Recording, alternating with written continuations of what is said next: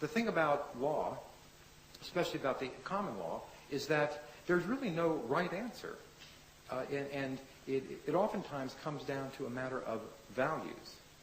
And the purpose of my work over the last 10 or 20 years with respect to the really animal rights is to try to develop legal theories that will harmonize with the values, the mainline values of many judges, so that if they are so inclined, they can feel confident that they have adopted a mainline legal theory that will allow them to rule in the interests of non-human animals and even declare them persons for one purpose or another. And the work I've done has focused on the common law. And the common law is really that law that accrues as judges decide cases, one, by 10, by 100, by 100,000, by a million, year after year after year. Not when they're interpreting statutes or interpreting constitutions, but when they're actually making the law that common law judges make when a statute is not involved or a constitution is not involved, which is a substantial amount of law. And the reason I chose the common law is that, one, it can be exceedingly flexible.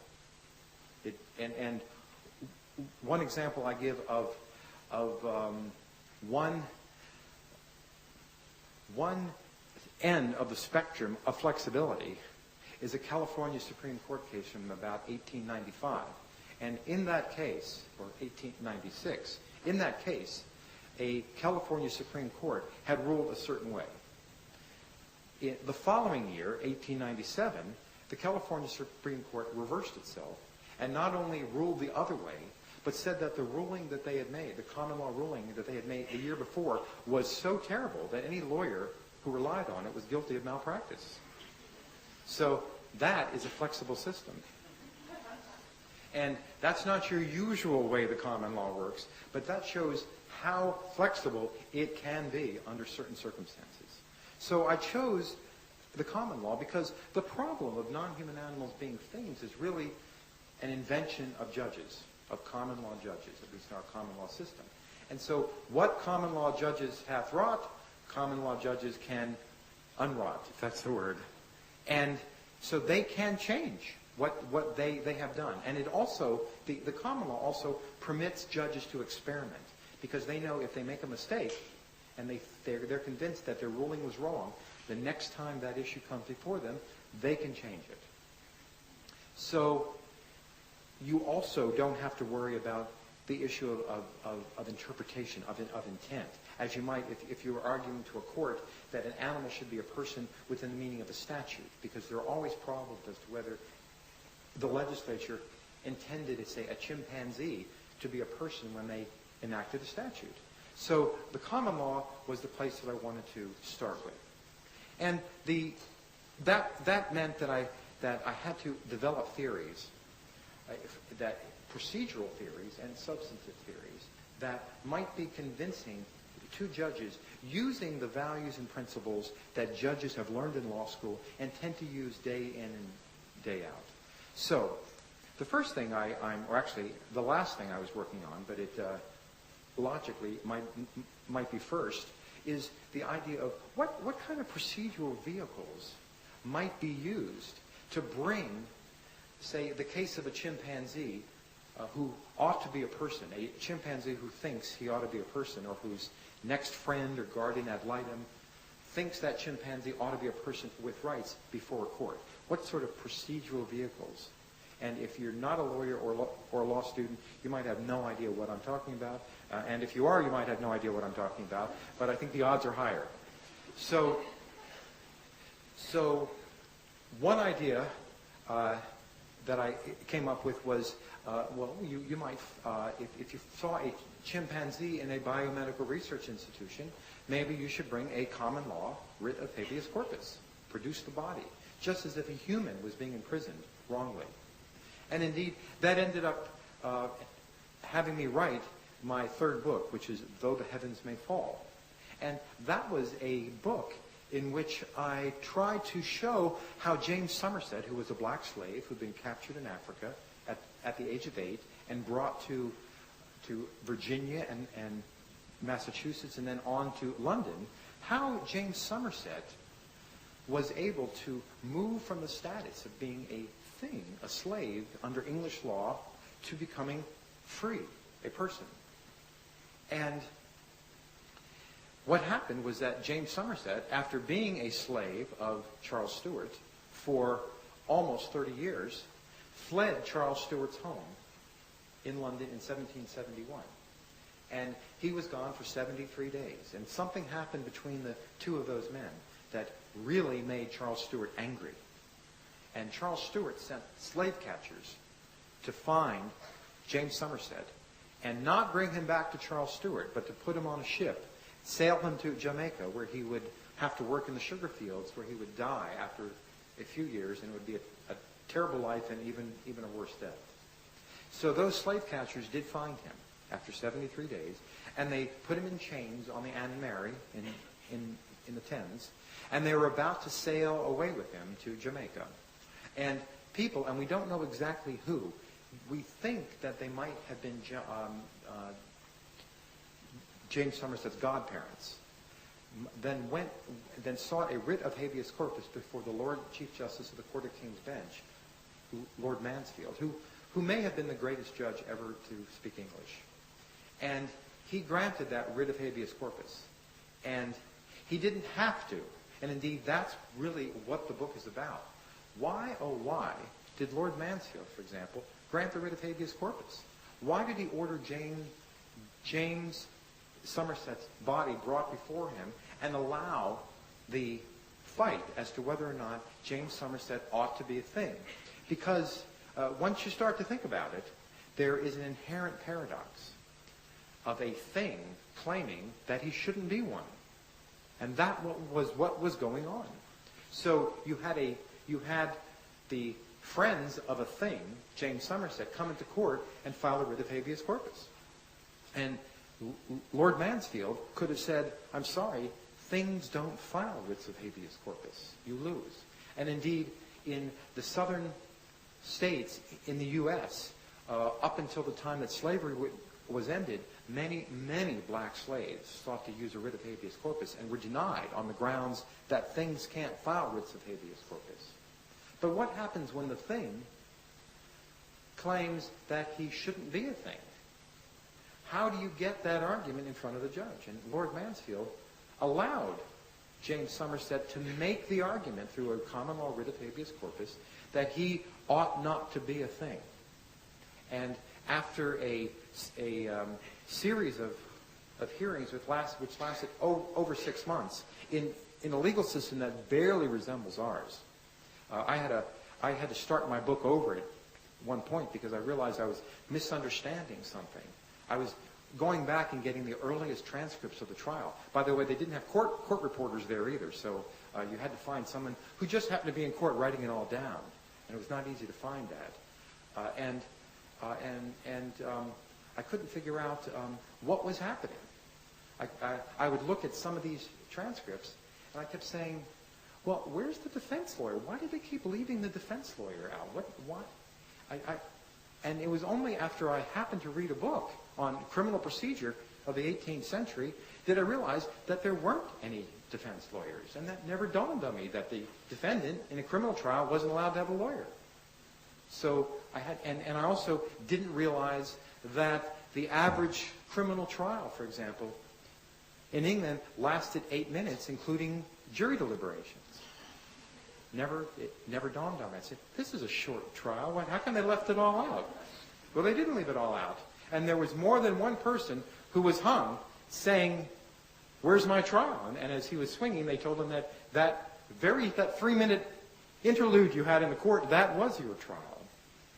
So after a pretty long trial by 18th century English standards, Lord Mansfield at one point was frustrated because people would not settle. And he made this famous statement, well then, let justice be done, though the heavens may fall. That's the title of my book, Though the Heavens May Fall. And he finally ordered James Somerset freed. And the reason I wrote this book was to show that a thing, and here it was a black slave, could use our judicial process there, a writ of habeas corpus, a common law writ of habeas corpus, to tell a judge that while he was a thing, he shouldn't be one, and that a judge, a powerful, smart, intelligent judge, influential judge, could buy that argument and free him.